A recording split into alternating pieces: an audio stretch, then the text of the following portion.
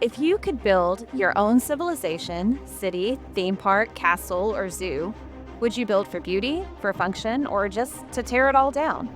In this episode, we'll be discussing world building games, everything from RollerCoaster Tycoon, I can't talk today, to SimCity, to Planet Zoo and Jurassic World Evolution, and more. We'll be explaining the gashes as we discuss, as we go through the episode, and it should be a great time for old players and new players alike.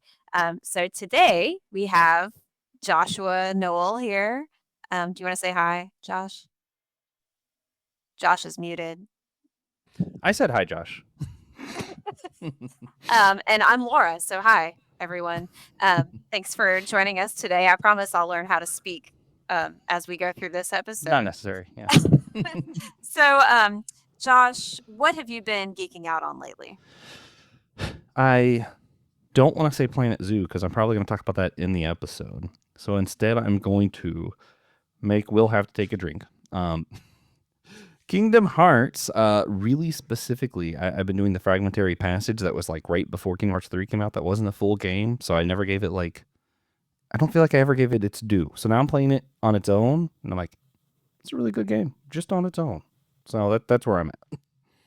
So we just got the Nintendo Switch 2. And Nice. for me, it's been Mario Kart World. I've been playing a lot of Mario Kart World and doing random things throughout Mario Kart World. So that's been a lot of fun. And I definitely need people to play with us. So if you are on a laptop, please consider rating and reviewing our show on Podchaser or Good Pods. This will help our show gain recognition and be easier to find in the search engines. And if you're on your phone, please consider rating, reviewing, or commenting on our show on Apple Podcast or Spotify. This will help prioritize our show in those apps' algorithms, and we thank you in advance for your support. We also want to give thanks to our supporter, Jonathan Augustine, or is it Augustine? This is always a debate in seminary as well. Is it Augustine or Augustine? But thank you, Jonathan Augustine. We appreciate it. Remember, if you'd like your own shout out, you too can support our show for just $3 a month on one of these three platforms. So thank you for joining us. And by the way, those platforms are Apple Podcasts, Captivate, or Patreon. So we appreciate it. So let's dive into the actual episode. Ooh, that was a fun sound. Let's dive into our episode a little bit. So Josh, what was your first encounter with world building, map creation, or just modifications in games? I'm not 100% sure my first encounter. I remember some of my earliest encounters probably being whenever Ratchet and Clank started letting you mod weapons, so you could add an acid mod to your bombs. Because of course, when you blow someone up with a bomb, they also need to be covered in acid. Why wouldn't they? Of course. Yeah, crazy stuff like that. I remember that pretty early on. I remember Smash Bros. When it started letting you do stage builders. That was a big one for me. I'm trying to think of other stuff. Of course, I played all the early Tycoons. I definitely remember sitting in school at the library, totally practicing my typing so I can get my typing count out and not playing SimCity to build a big city and make Godzilla destroy it. That's not what I was doing. It might have been what I was doing. I mean, SimCity is really where it all started for me. I remember when you could send in a tornado, just you have this beautiful city, you spent all this time, and then tornado, destruction. It's so great. Yeah. So I think one of the best parts of that too, for me, who was totally not part of all this, but whenever everybody played SimCity at school, just to be honest, that's what we were doing in the library. The best part is people would go to the restroom and someone would get up and unleash the tornado on their city and then flip back to what they were pretending to do.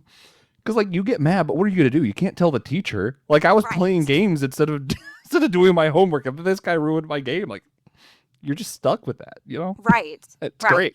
Yeah, no, it's the worst. You spent all this time, and I remember being so frustrated because when you first start playing SimCity, nothing you do makes sense. Your city layout is terrible, Oh, yeah. right? Bad. Everything's just Bad. organized in the worst way possible, and so sometimes that tornado is a bit of a blessing because then you can reorganize what you did wrong the first time. Yeah. Tornadoes are not a blessing in real life. I'm not saying that. In the SimCity game, just to be clear. Specifically, when you need to start over and everyone's going to be fine. There is no, real, anyway. And it's did you ever watch the TV series Monk? No, I didn't. Man, one of my favorite episodes, the garbage people go on strike, and he's like super OCD, clean guy. He's the great, like world's greatest detective. He could solve everything that's going on, but instead, he's at the mayor's office. So you're like, listen, the city's filled with trash. We just need to burn the whole city down and start over. And that's what SimCity I is. love it. I love Yeah, it. It totally is. You're like, yeah. I did a terrible job. Let's just wipe it all clean. We're Start good. over. We're good. Yeah. So, what about are you familiar with Let's Game It Out? Not at all. I have no idea what this is. Okay. So, this is maybe a terrible confession because if you've ever watched it, it's kind of horrible, but it's also hilarious. So my kids and I discovered Let's Game It Out a couple of years ago, and it's a channel on YouTube.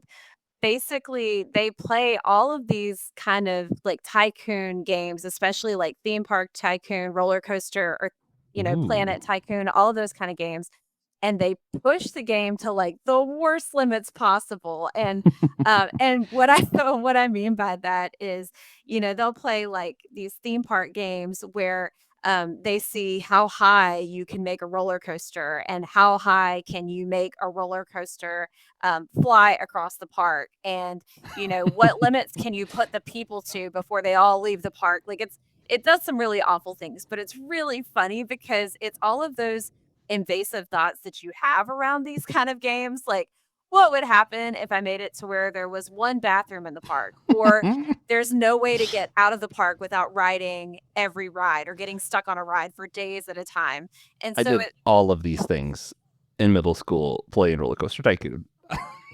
This is and just a it's description of my life at one point. some of the episodes, though, are so funny because every time you think he's reached the limit of what he can do or what is appropriate, he does something crazier. So there's one episode where there's like a jalopy car sort of thing, but he makes the track so long that the people are on it for an equivalent of like 30 days. Like they can't get off of it. Oh And man, there's that's like hundreds awful. of cars and you never really rotate off. And so Fantastic. it's that kind of stuff. But what now that I've described this and made it sound terrible, I I love genuinely it. love I need watching to it. watch this now.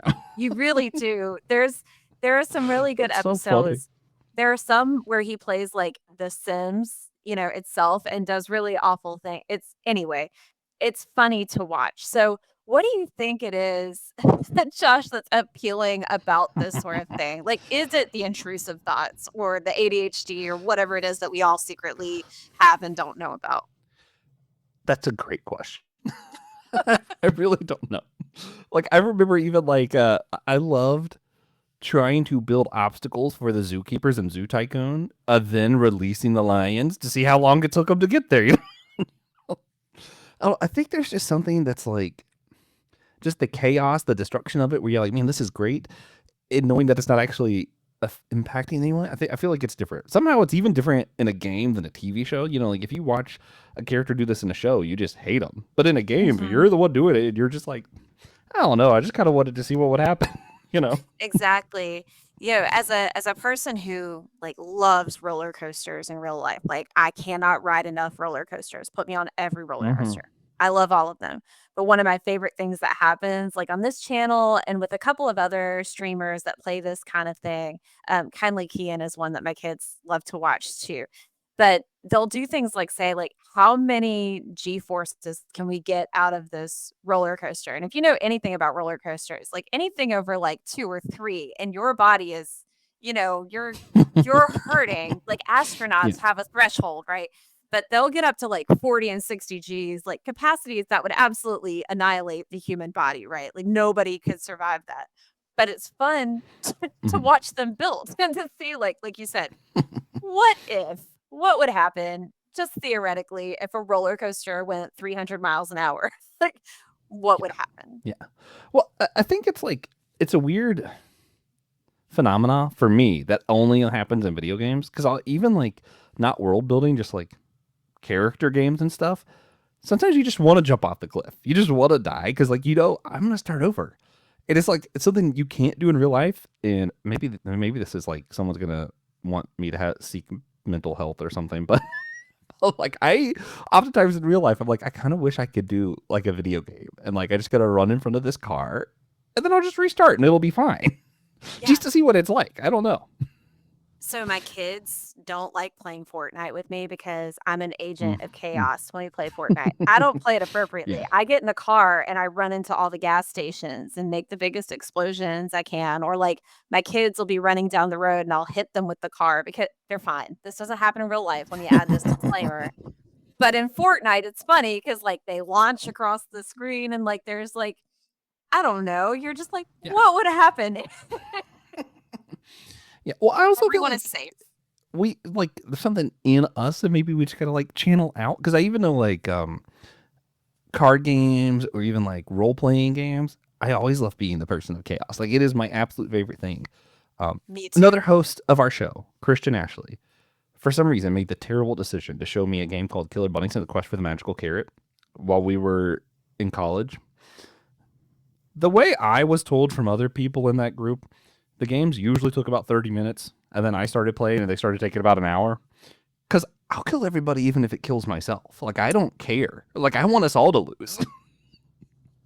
So this is how I am when I play D&D, and it drives my husband insane Nice. because we'll get in an encounter that should not involve any sort of violence or hostility, but there was one particular time we were on an adventure and somebody had a hat and I was like, "That's a cool hat. Can I have it?" And they said no. And my husband really doubled down as the DM, like, this NPC is not giving you his hat. So then I fought everybody in the town and took his Yeah, hat. naturally. Chaos is just fun sometimes. And I think what's interesting is I feel like the people who are the most chaotic in gaming are the most regulated, orderly people in every other facet of life. And maybe that's why we're I that was way. going to say the same thing. Like, because Yeah. I like the rule guy. Like, like, one of the things that annoys people where I work with Chipotle is I'm still like, I know every recipe by heart. I don't need the book. And I'm not going to mess up anything ever. I know the exact temperature for everything, where everything's supposed to be. I'm very like, this is how it goes. And then we play a game, and I'm like, all right, I'm gonna kill all of us, including myself. Just gonna happen. No, I mean, same. For my annual conference, the North Carolina conference, I'm assistant parliamentarian during our conferences. I love order. I love rules. But in a Yeah. game, give me all the chaos, all of it. Well, I'm gonna be annoyingly theological. Part of me also kind of wonders, like, why? You know, because like I don't think that instinct is inherently evil, but I also feel like I would really struggle to be like God's an agent of chaos. But like also look at the world he built. Like there's a lot of chaos. So I'm like, maybe there's a little bit of chaos. You know, maybe not all of it's bad. Like the world does kind of run on entropy. I don't Explain know, the man. duck-billed platypus. I mean, Yeah, like, what kind yeah, of animal is that? God wasn't yeah. trying to be like, there was a little nonsense thrown in there. Explain giraffes. Like, your neck is Solar 40 miles flares. long. Right. Like, all of these things. God has a sense of humor, right? Like, Yeah. I mean, just the I'm trying to find the way to the PG version, like our Grastra whatever system. I can't think of the word.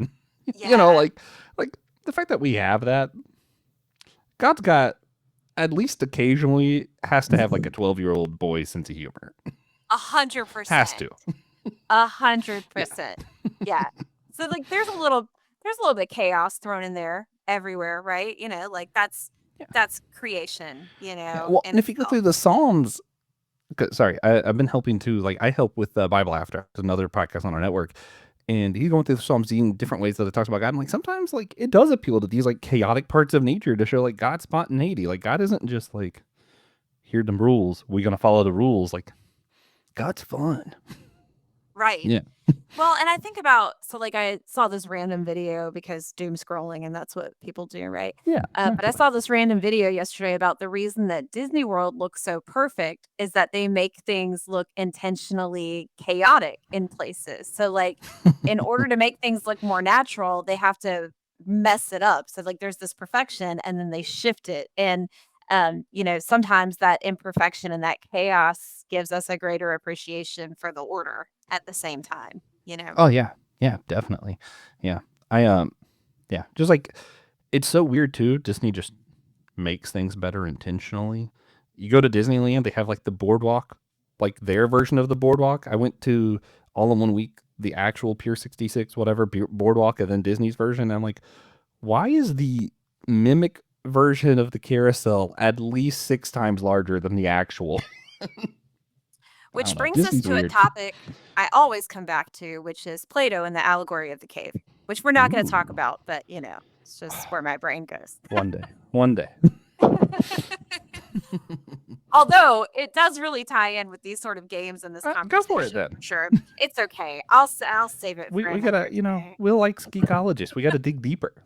It's for What is Will. it what is the most real? Is it the thing, or is it the image of the thing, or is it the image of the image of the thing? And then we just chaos, like I said, chaos at all times. Yeah, that's it. So, what are some games that you have experienced with maybe some unique mod creations? Yeah. I mentioned earlier Ratchet and Clank. That's obviously it's my bread and butter. I always go back to that where they have like just random stuff. I think it's not till like the fifth or sixth game. One of the mods, so that one of the earlier weapons, I think it's in Going Commando, is the Sheepinator. You can just turn your enemies into sheep because why wouldn't you want to do that? But one of the later games has a mod where you could put on almost any of your weapons, where like instead of them dying, they just you turn into a duck or a sheep or something. And I loved that. So those are really unique, not very complicated systems. Um, what's the one at the mall? Is that Dead Rising, the zombie game at the mall where you can like just pick a lightsaber or a lawnmower or whatever and make it work? Um, That one I'm not sure of. I am oh, terrified they're of so zombie good. games. Well, my other one's another zombie game. Okay. So, Dead Island. There's a lot of cool mods there. You can, if you have like a battery, some wires, and a bat, you can make a cool weapon out of that. Like pretty much anything you can make a weapon out of in Dead Island. It's just a lot more serious than the mall one, which I wish I could remember what it's called. Because the mall one, like I'm literally taking like Legos and stuff, and I'm finding a way to kill a zombie with this Lego. It was Yeah. great. But yeah, Dead Island was a little bit more serious, but it was really unique to see what kind of stuff you could make that was actually going to be impactful in a terrifying situation. Yeah. I think that's one thing I loved when like Tears of the Kingdom came out, because Mhm. there were so many different things that you could create and do in Tears of the Kingdom, as far as like making weapons or making just boats and planes and ways to get by. And Yeah. there were some wild videos that were going around when Tears of the Kingdom came out, that just things that people were doing that were just insane. And sometimes having that ability to create, I think you end up with things in games that the developers never had any intention of. It happens. You give people this free agency and we do crazy things. Yeah. Well, especially when you get to like computer games, and later we'll talk about like some of the tycoons with some of the mods people made, and you could literally just recreate Pirates of the Caribbean, but maybe change some things. Or now with everything being on Steam, mods are so easy. Like it's just crazy how easy it is to be like, you know what? I'm gonna add a duck mod. I remember I had people over to play All for One like a month or two ago, and I changed the wrench into Sly Cooper's cane.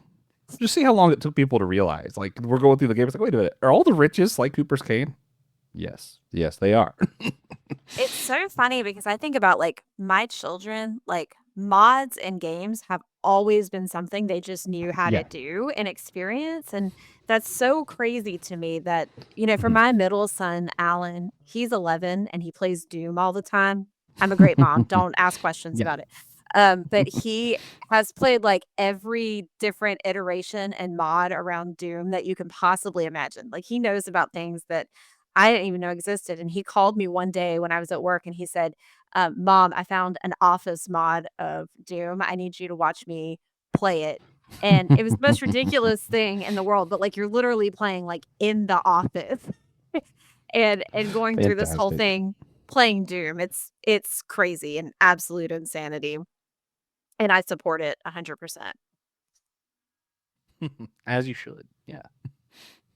So what about like real-time strategy games? Okay. Sorry. Your I turn. had this out of order. I thought I had stage builders next for some reason. Was You it? did, and I Okay. skipped it. Let's talk Oh. about stage builders. I can see Fun. my notes. I can't. This is fun. Yeah, I mean, I mentioned Smash Bros earlier. I used to love creating ridiculous stages because you would create them, then you got to like fight on whatever stage you just built, right? Mhm. And I would just this stage is going to be only volley blocks and spikes. Like I love doing stuff like that, or like making a maze for the fight. So like I could go through this maze and like hide in the corner, and then like I knew like bigger characters like Bowser wasn't gonna be able to fit through where some of the spikes were, and I was like, I'm gonna win. Of course, it would always instead turn into Bowser being stuck between a block and spikes and damage constantly increasing and no one being able to die or escape. And then we just had to quit. But that was one of my favorites. I love the stage builder on Smash Bros. Um, Super Mario Maker. I know that's a big one for a Ooh. lot of people. Oh, go take Super this away. Mario Maker. Oh my gosh. So my this game gives me so much anxiety and my my kids love it. And what's wild though is if you I think one of the things I love about Mario Maker is you have this invitation to explore other people's creations. So you're not just bound by what you make or what your kids make and force you to play against your will. Wink wink. That sounds But great. I'd love to make there's my mom do that. oh my gosh. So, I think what's interesting is, like, the pure amount of insanity that you can put into a level, and when you play other people's levels that they've made, you can see the places where everyone has died, and so it's easy to It's measure, like, great. how far you're getting compared to other people, and then also to really measure just how chaotic a level is, but Super Mario Maker, if you've never played it, you're just creating your own levels of Mario, and you have all, like, the bits and pieces and the weapons and the landmarks and all of those things that you see in traditional Mario games with the textures and everything. And to be able to just have creative license, I think it's really interesting because growing up as a kid, I grew up with Mario. When I was 4, we got our Mhm. first Nintendo and played Mario. I remember thinking, how cool would it be to design your own stage? But then the Whitman kids came along, and I realized for all the crazy I thought I had in me, they are, like, exponentially worse, and some of the things they've come up with are just terrifying. Like, you go to play the That's levels, and great. you're like but then there's other levels where people have come up with, like, these musical soundtracks in the background, and, like, Ooh, there's, that's like, fun. Indiana Jones and, like, all kind of crazy things you wouldn't think of to go with Mario, but they've Mhm. done it and made it work, and That's it's great. wild. I mean, that's the other thing with Smash Bros. I didn't mention on the stage. You could choose the music, and if you go through like campaigns and different stuff, you unlock new music that and you could add to your stage. And there's a song that there's I think it's like the French version I put on there that's like monologue the pizza. So I have like all spikes and everyone getting mad at each other. We're all dying, flying all over the map, and you just have this like pizza. It's just all like preppy and happy, and I'm like, this is all I want in life. It's great. It's I know great. another one. I think you got to choose music for this too. I always loved I got it. I think it was Tony Hawk Pro Skater 2X is the one that I did it on. But you had like you can make your own skate parks. I remember that being really fun too. And also it had spikes. Spikes are a big theme for whether or not I like building a I've stage. noticed a theme here. Like there's a I chaos. Yeah, for but it's sure. great. I support Um it. and of course right now I think you can't talk about this kind of stuff without mentioning Roblox at least because it's like basically people are just building their own games wholesale and being able to sell it. It's like a whole video game culture. I'm not really a part of it. It just feels like we have to mention it at least. Definitely. And I total confession don't understand Roblox at all. My kids Me either. again are obsessed with it. I don't really get the appeal. They'll sit on there and play like Roblox Call of Duty instead of playing Call of Duty. And I'm like, that doesn't make any sense. Like, why would you play? But they're like, Mom, this one's better. Trust me. And I'm like, it's not, but okay. And so that's the sort of thing that they're into.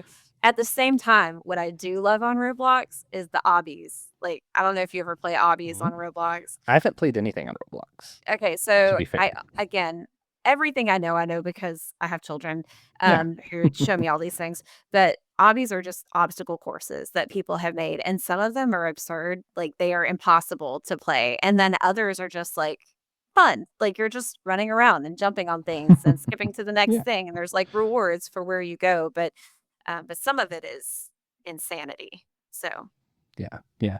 The one thing I do know, even though I've never played it, that I just feel like I have to mention that I appreciate about Roblox, I do know it helps a lot of like indie gamers who, maybe aren't with these big mega corporations that kind of have almost have the market cornered. Roblox kind of opens it back up for small time creators, and I kind of do like that.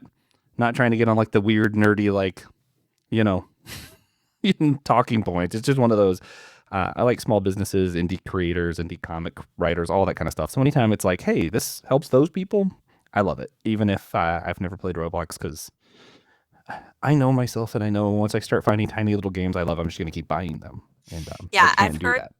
and I'm sure somebody can correct me or give me the title of what I'm trying to talk about, but I keep hearing this Mhm. thing about this garden thing that everybody's playing on Roblox now, and like people are getting Ooh. upset because their plants are getting stolen and like stuff's not where they put it in their garden. And I'm like, I can't keep a garden together in real life. I do not need to be trusted with a Roblox garden at all. So That said, if there was like Tycoon Butterfly Garden, I'd probably play it. But somehow I'd find a way to make it all wasp. We're gonna have wasps.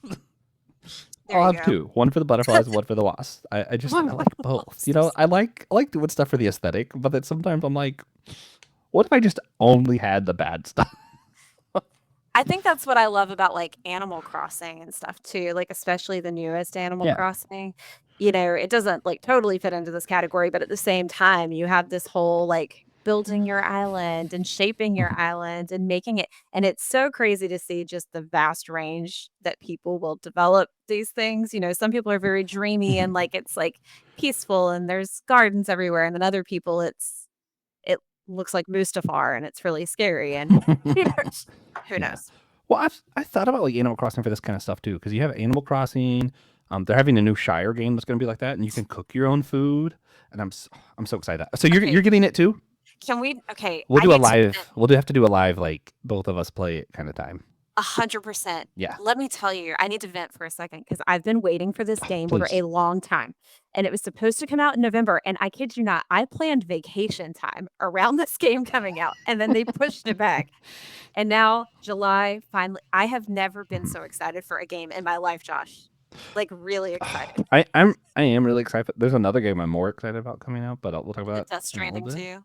Well, two actually. No, there's later we're talking about Jurassic World Evolution 3. Yes. Um, obviously I'm more excited for Kingdom Hearts 4, but that's one of those like I know in the back of my head I'm like that's coming out in the year 3000. Like I'm not like I'm excited for it, but I'm not anticipating it. If that makes sense. I'm just over Yeah. here waiting for the next Donkey Kong game Yeah, and the it's fun. Shire game. I can't wait. Oh, I'm so sure, it's gonna excited. be great. I Yeah, can't and wait. I just there's a lot of looking at even Overcooked. You know, you're not creating Yeah. anything, but it's like the idea of like making food and plates and like doing that. Even though I work in a kitchen, it's still just all those kind of games are like you just get to create something. Just bring me Yeah. joy. I don't know. I love I'm it. weird. I No, I'm with you. I'm with Yeah, you. this By is the like a way, weird corner of gaming. I feel. can I just you said you know the recipes for Chipotle, and this is a serious question. Do you know the salsa verde recipe? Because I need to know how to make it.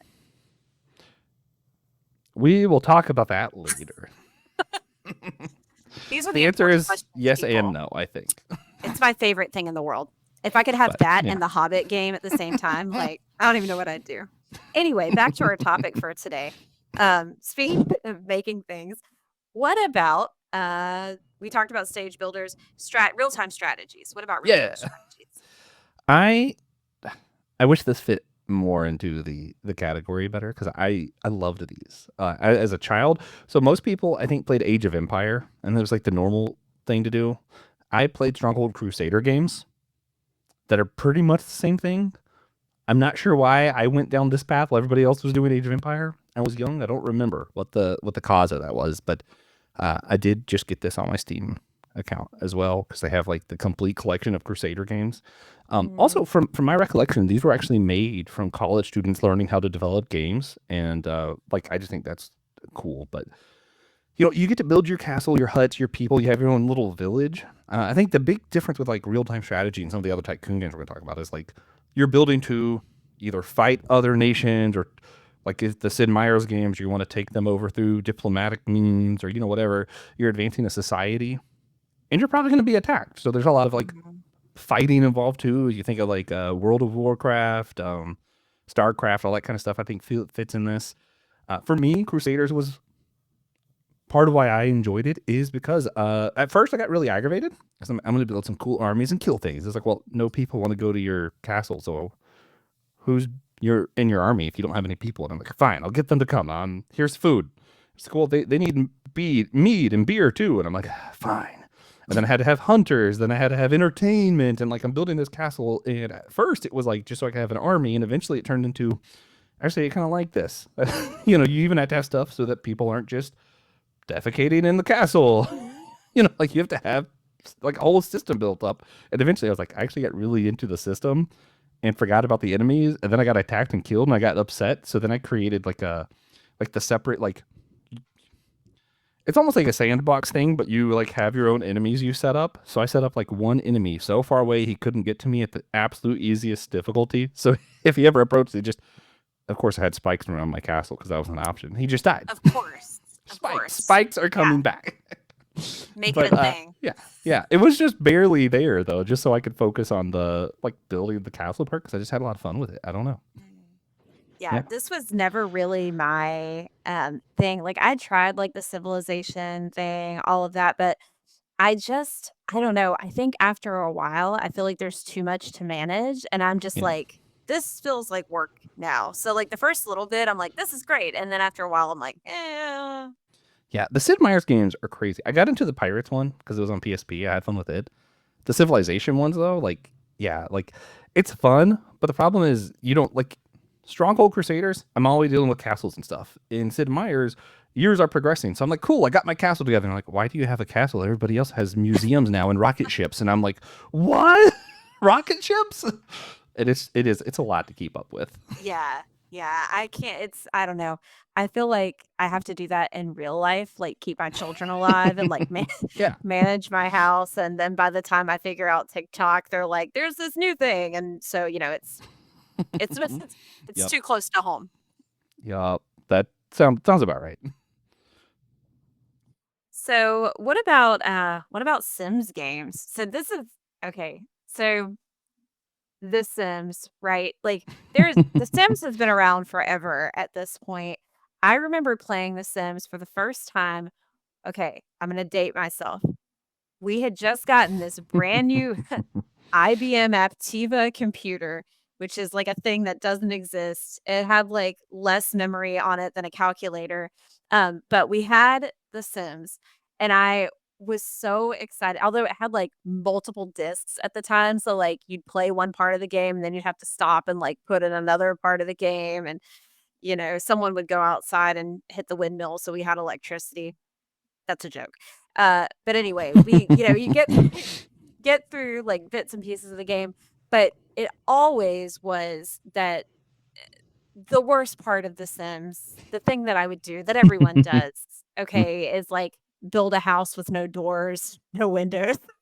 You build a swimming pool, you put the people in it, then no ladder and they can't get out. Obviously. Yeah. Yeah. And I don't know what this says about me, or most of the people on the internet apparently, because that's all you ever see of The Sims is people doing chaotic things. But, you've got, like, these simulated relationships and kids, and there's, like, dating components and, like, like, vacation sims and all sorts of things. Like, you could have pets and dogs and, like, kids and, Sims you pets. I know forgot about that. yeah. And so there's all these different pieces and parts of it that maybe for some of us, it's like, living out bits and pieces of our life that we would never, really do. Like, you don't try to woo the mailman when he comes over. I mean, maybe you do. I don't know. No judgment here, but there you can woo the mailman and woo your pizza guy and all these other people. And I don't know. I'm not describing Sims at all. If the only experience you had of Sims is what I just said in the last 30 seconds, you're probably very confused. Yeah, I don't know why, because I was at a private Christian school, but Sims was definitely on the computer too. Back, I being a middle schooler who was like obsessed with girls, but like I was very socially awkward. I'm gonna put it that way. I definitely had Sims where I was just like playing as the girl, and I'm gonna go find some nerdy guy and tell him he's the greatest thing ever and fall in love. I don't know. I love that. Um, I don't know. I didn't get to it as much other than just like at school playing Sims, but I think it's interesting to do because even though you're not creating, it's this like something about like that third party perspective, I guess, because you're not like playing as the Sim. You might name the Sim after yourself, but like you know what I mean. Like it's like almost like the God perspective. And I think Yeah, that's probably a big appeal of all of these kind of games, like Tycoon Sims, all of it. It's just kind of like this whole, even the chaos bit. You're like, in Sims, I think gets to some of this a little bit easier because it's like you have the ordinary lives that we live now, and it's like I can see it like something more exciting, which I think we all are just striving for more excitement, more fun, more something, and you get this God perspective, and time goes a lot faster in games. So you, instead of having to wait and build a relationship for years, you're like, I'm gonna meet her, a couple minutes. It'll have at least been a couple years in a couple minutes, and then we can get married, and it's great. The end. exactly. Yeah. Exactly. I remember, there was one particular house that was like this mansion, and like the people had the most ridiculous house. And so I made my character fall in love with the guy, and then, just like slowly killed him off so I could take over his house and all of like the cool space that was there. But I didn't have the patience to build. Again, psychologically, I'm fine. I'm a well balanced person. It's good. People Um, really got to question us at the end of the. you're like, what is the spikes and the killing people and the pool with no Leaving a bit of stairs? Like, pool. You're torturing people. I'm trying to make people to see whether or not they're going to fall on spikes to their death or not. but They're what if probably all there's spikes? traumatized. It's fine. In the There's spikes pool. in the pool, exactly. Yeah, Yeah, so they can't get out, but they also can't touch the bottom. exactly. How much of a how much endurance do you really have in Yeah. this life? Yeah. It's something we got to test to find out about other humans. Exactly. Not Exactly. ourselves, of course. We're just pushing the limits, Yeah. really, really testing the faith. So let's talk about my favorite thing, which is tycoon games, because there's so many great options. Which ones are your favorite? What do you like? I've never played City Skylines, but I heard a lot of people talk about this one, which is cool. But I know we all like RollerCoaster Tycoon. I love RollerCoaster Tycoon. Yeah. Oh, and I guess I should be fair and go back to Roblox because there is a RollerCoaster Tycoon within Ooh. Roblox that my kids play a lot, and I do enjoy playing through it with them once they've done the creation stuff. But yeah, Yeah. RollerCoaster Tycoon. What Yeah. do you love I mean, about RollerCoaster Tycoon? yeah. I feel like that's a good one to start with. I really loved when I was in middle school, went to my neighbor's house, and he got all the mods. I don't know how to do mods when I was a kid because it was a lot more complicated back then than it is today.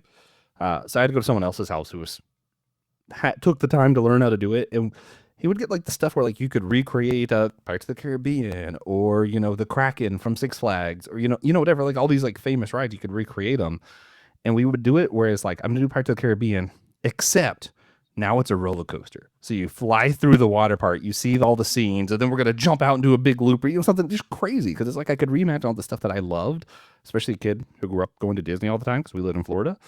I just but vision getting to see it as something else, just kind of like tweaking it, doing this something different here, or I've always loved theme parks, so getting to build my own perfect theme park was great. And then of course, yeah, launching people into the air and watching them explode. I don't know. It wasn't very Oh, man, graphic, but still, it was fun.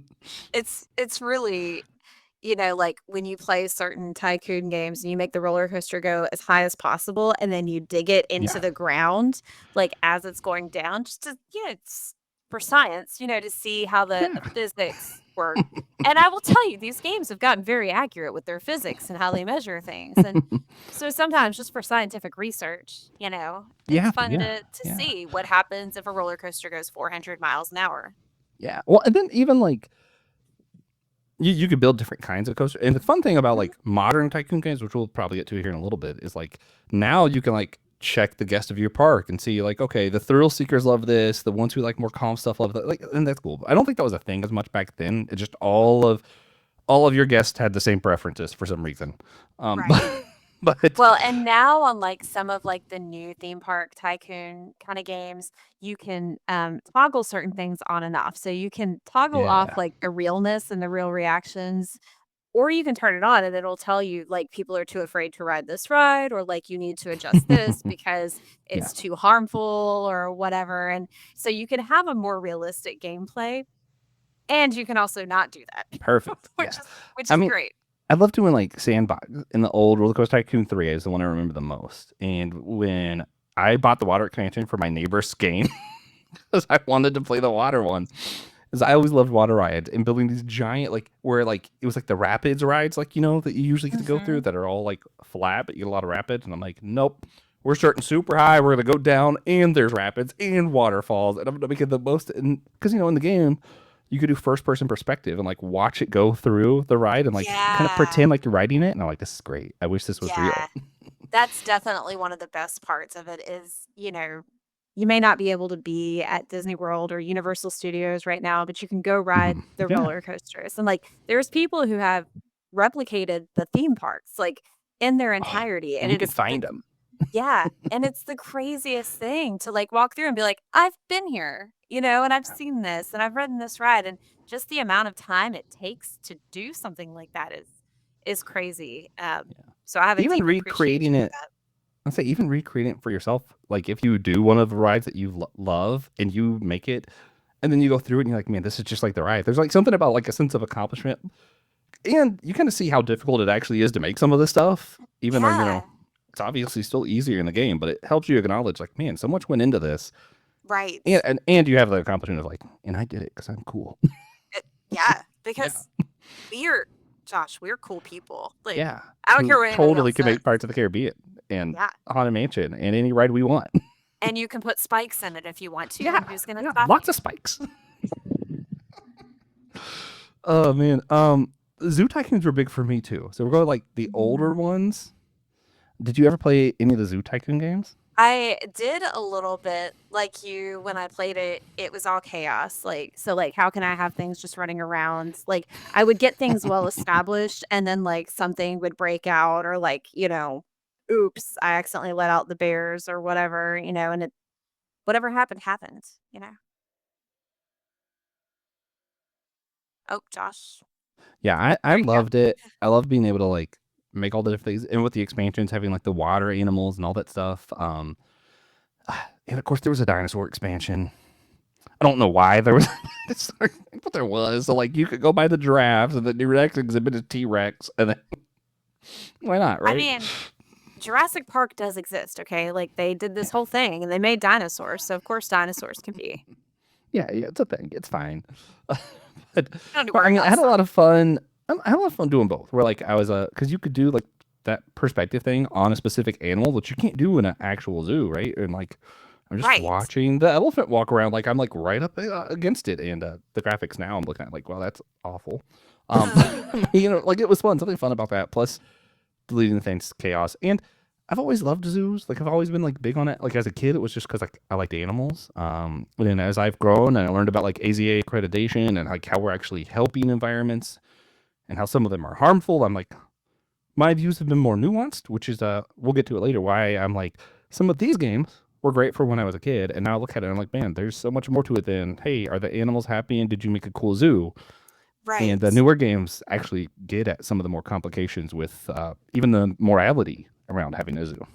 Right. Well, yeah, there's and actually so, that Let's Game It Out, one of the things that you see in their games is like when the animals are hungry Mhm. or you're not feeding them properly or you don't have enough money to support all the things that you've bought. And there are some real questions that go into that like and Mhm. it does teach us a little bit about, things aren't just one dimensional, right? Like there's a lot of facets to all of that. And I think in some ways, 'cause we're getting ready to dig a little bit deeper here, maybe it gives us some appreciation for God's creation in itself, right? Like, how Mhm. does God put something together, like knit the world together in such a way that creating order out of all the chaos and bringing things into order and creating the way that God created, um, I don't know. It gives us appreciation because what God did, I can't do.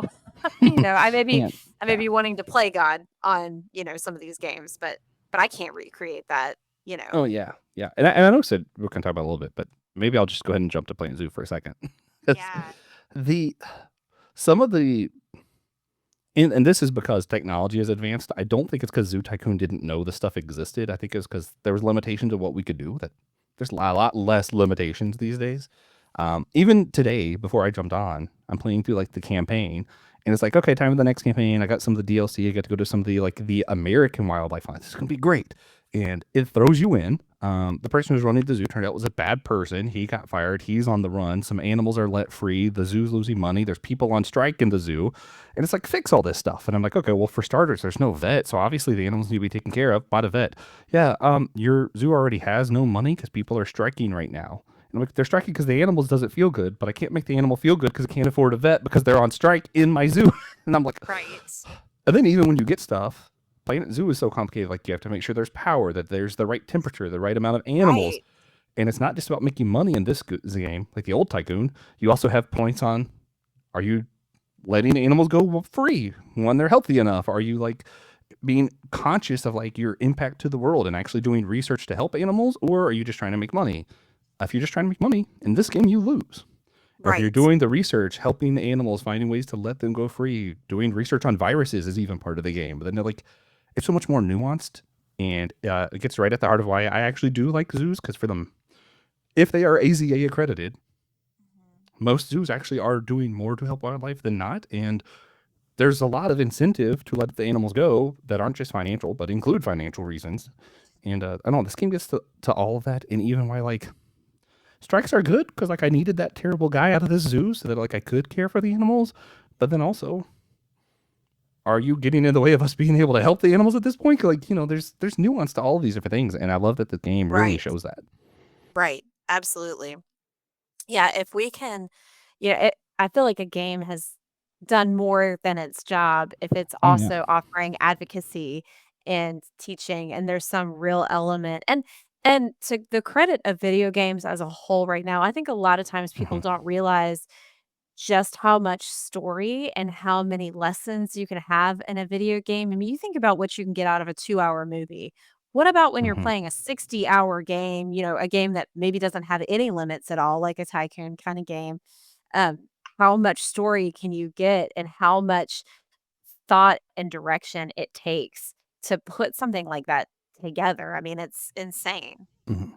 Yeah, I mean, even like to the tiniest details, like some animals want to be paired with other animals because of like societal stuff, and you're like, okay, cool. And then you put like a crocodile and some other kind of crocodile together, and you're like, this will be great. And it's like, actually, no, they want lots of separation and isolation. And you're like, oh man. Mhm. So I'm learning about the animals too, but everything's so complicated, and games have so much more capacity than when I was a kid to show us these complications. Like it's just so wild.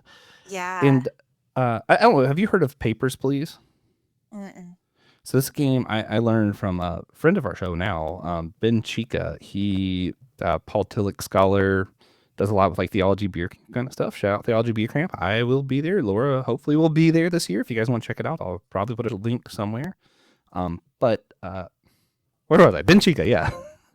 He talks a lot about the theology of video games, and like he teaches classes on this stuff. Like it's his whole job, and he brings up this game called Papers, Please, and how they've done studies on how it's changed people's minds about immigration once they play this game because you're playing as an immigration officer, and you can do your job and send everyone back, and or not. And sometimes someone comes through who's like, "Hey, please take me captive right now. The person behind me is going to do this, this, that, whatever. They're part of the cartel." And then you have people who you hear their whole story, and it's like you can send them back knowing that they're going to die or not. And there's not really like a win lose to the game. It's more of a just showing you what this is like and the complications that exist in the system. And you're like, man, games can do some wild stuff, and Right. it's challenging a lot of the time.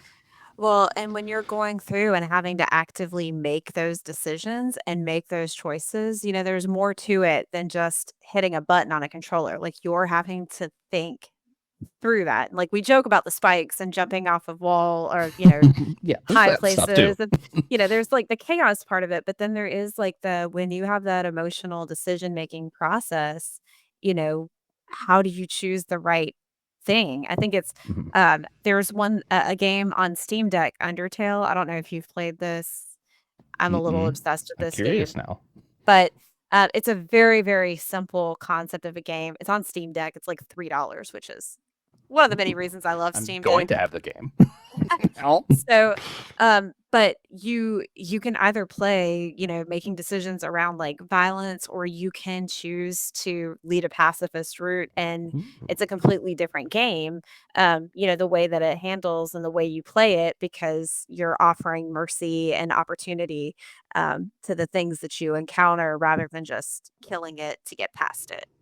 Yeah, yeah, man, yeah, and even outside the realistic stuff. I'm gonna throw up another one that I'm really excited that's coming out. Jurassic World Evolution 3. I haven't played the other ones. I've watched lots of videos because I didn't have a Steam until recently, and now the third one's about to come out, and I'm not gonna go buy the old one when the new one's coming out. But if you watch the videos and you learn about this thing, what's so interesting is like it's not real, but some of the criticism I've had for some of the Jurassic movies is it makes everything seem so black and white. Like I just don't love that.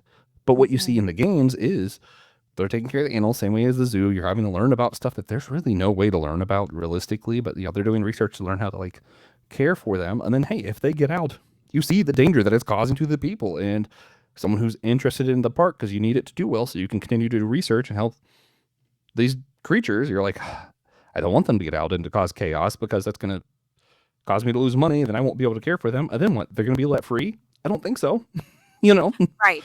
and it's just one of those like it really explores the problems of the Jurassic franchise in a whole new light when you're able to kind of take this perspective. And even when they get out, you can play as like some of the people trying to bring them back in. So you get the fun thing of like actually going after the dinosaurs and also remind you that yeah, this is about someone trying to create a theme park of dinosaurs and why that's a bad idea. Right. and like we tend to Right. forget that this whole time this is about someone trying to make a theme park. Right.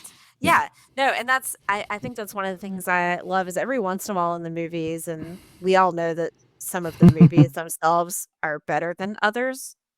yeah. Just a fact. It's true. But they do ask the question, sometimes in some of the later like movies, you know, what are the ethics around creating something like this? And don't we hmm remember that Yeah. people just died? Like, and yet here we are, like, come to Jurassic Park. And I think it's one of my favorite things about like Universal Studios is they have the Velocicoaster, and the whole time you're on the Velocicoaster in line, you hear the video 8,000 times because it's too short. But they always talk about like, you're not, she doesn't know how fast and how dangerous the velociraptors are, but here you are in a velociraptor paddock riding a roller coaster. And of course, that's the fun of the yeah. whole thing.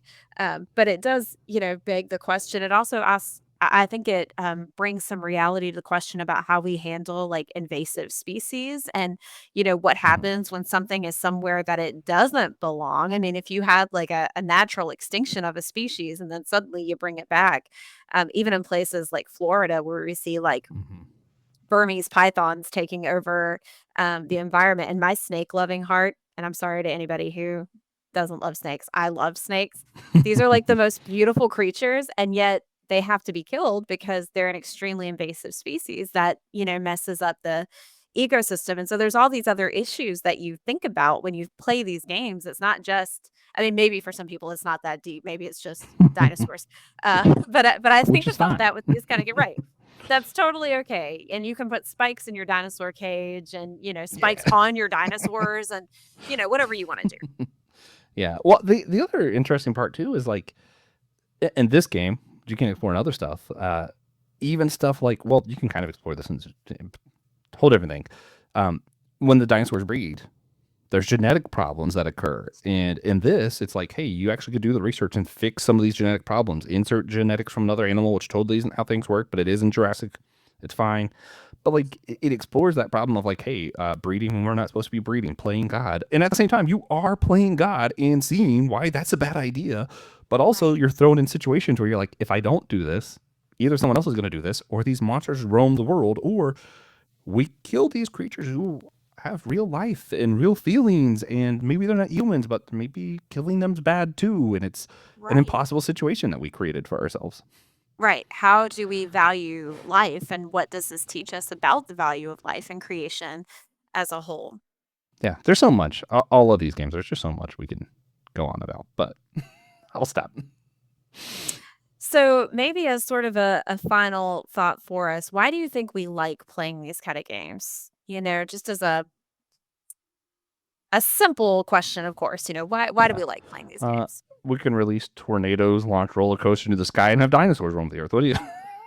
no, Exactly. I mean sometimes I do think it's the point is that like life is boring, but in these games we can make chaos happen and kind of escape from our ordinary lives. Mhm. And then sometimes I think it's just more of like I'm not going to commit myself to doing a whole lifetime of work to become someone who's able to do zoos and take care of the animals and all that. But I like learning and seeing that perspective and feeling like I'm able to help the animals and do like stuff with like the zoo tycoons or like with Coaster Tycoon, being able to experience it from home when I can't afford to go to a theme park every day. Or maybe I like to just create something because I can feel proud of the fact that I created something. And it doesn't need to be any more than that. I don't know. Why Absolutely. do you think? You're the You minister. know, I don't. I'm Well, just a according guy. to my Yeah. theological study, and I am starting to work on my doctorate this year. So let me Yeah. just explain from a future doctor perspective. Yeah. Yeah. I know I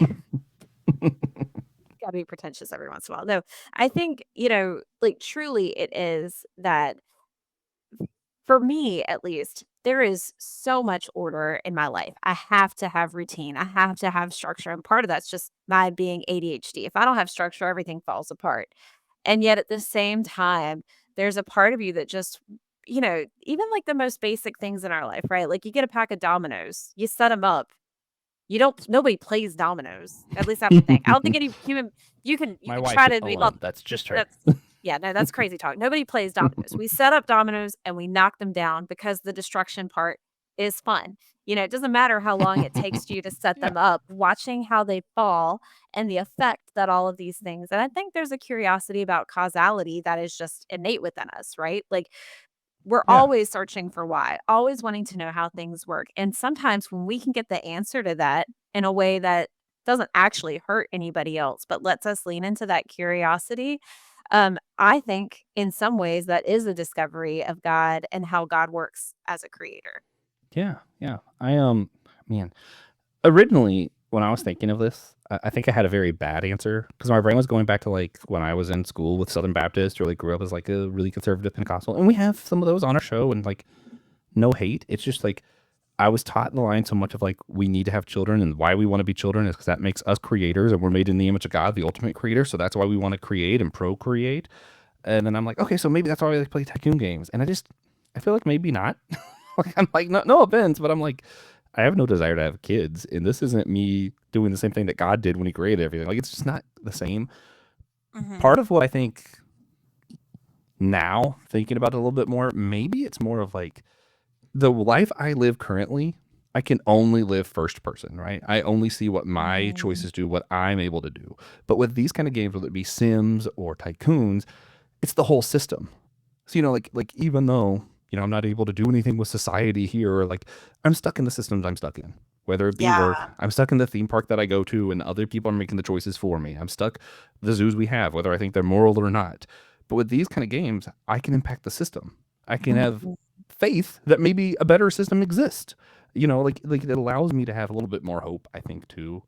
So yes, part of it is, ha, look, I can make things go boom and spikes. And then part of it's also like, hey, what if it's possible that our systems can be better? And something about just the Mhm. hope that lies in that, I think. Yeah. And then, just to be philosophical too, Yeah. there's that uh, the irony of all of it is that we're still bound by the limits of the game itself, right? And Hmm. it's like Yeah. there's that old joke, about like God versus the people who are like, I can make something better than God can make it. And then they go to pick up a pile of dirt and God says, go create your own dirt.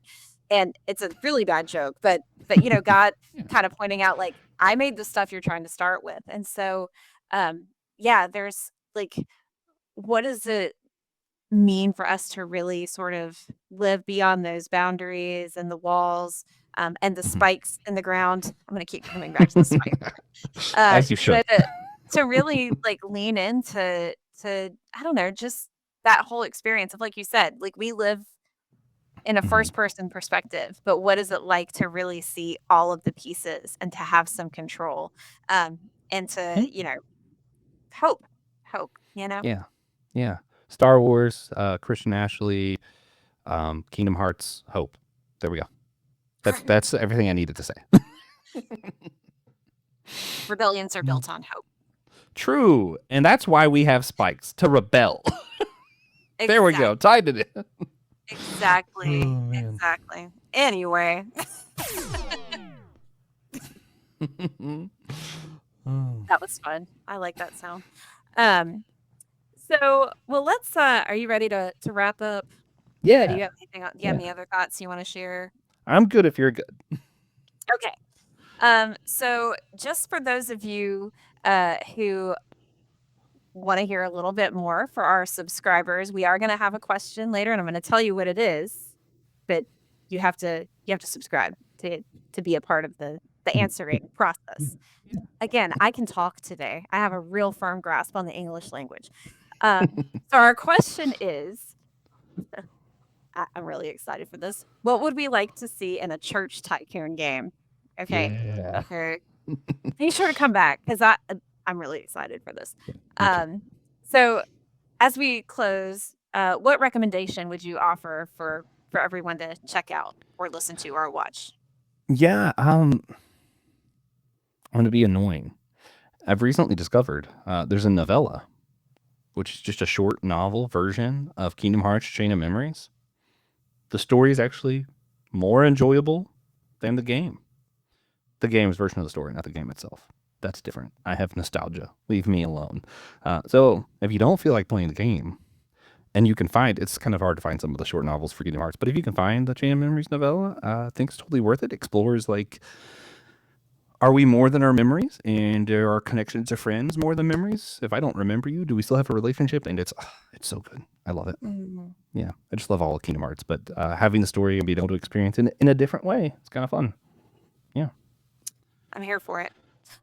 For me, I'm gonna keep up with the same theme that I've had since March. So sorry, everyone, but I just finished Dungeon Crawler Carl, the seventh book, Nice. and I need everyone to read it or listen to the audibles because I just need people to talk about this with me.